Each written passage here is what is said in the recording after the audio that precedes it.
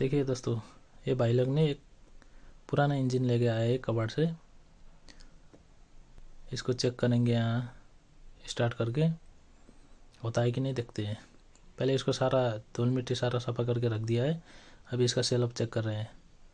चलो, सेलअप कम नहीं कर रहा है इसका, दूसरा लगा के देखना पड़ेगा। ये काम नहीं कर रहा है अभी, अभी दूसरा लगाएंगे, देखते हैं इससे होता कि नहीं। ये सेलअप ठीक है। अब हम इंजेक्शन पंप में डीजल का सप्लाई दे रहे हैं अभी।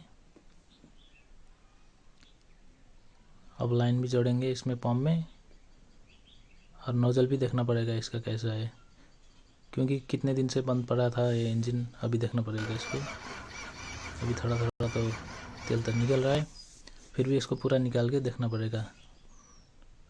नोजल पूरा निकाल के सफा करके फिर डाल के चेक करेंगे। अभी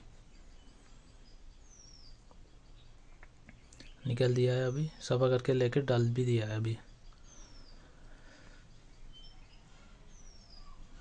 अब देखते हैं स्टार्ट हो पाएगा कि नहीं।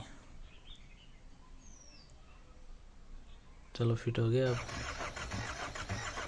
इसमें से एयर निकालना है अभी।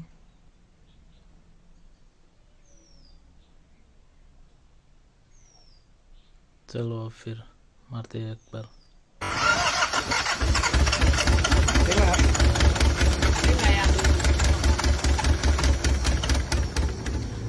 अब इसमें कुछ ऐसा गर्म करने के लिए डालना पड़ेगा। स्प्रे आता है एक गर्म के लिए, नहीं तो इसमें पेट्रोल का भी यूज़ कर सकते हैं आप लोग। डीजल गाड़ी में क्या है ना, जल्दी अंदर गर्म कराने के लिए, गर्मी बढ़ाने के लिए इसमें पेट्रोल थोड़ा कपड़े में लगा के उसमें सुंघाने से भी हो जाएगा।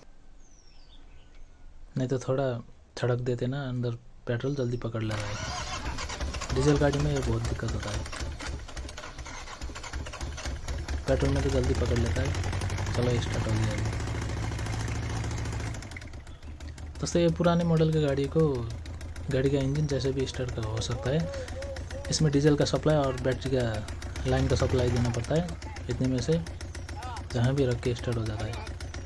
अभी नया नया आ रहा है वो इंजन, तो दिक्कत देता है। उसका सारा सिस्टम होता है, वो ऐसे जल्दी स्टार्ट नहीं होता है। उसका सिस्टम पूरा लगाने के बाद ही स्टार्ट होता है। ये एफ सिस्टम में आते हैं, ये पुराना हो जाता है स्टार्ट इतने में से। चलो, अच्छा हुआ स्टार्ट हो गया।